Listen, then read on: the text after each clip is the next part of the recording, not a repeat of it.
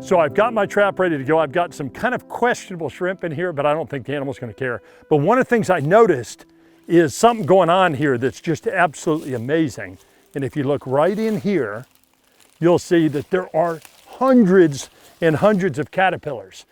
It looks like they're forest tent caterpillars, and you see how the vegetation is kind of shaking like that. So what they do is they'll take the part of their body and wiggle it, and that must confuse predators.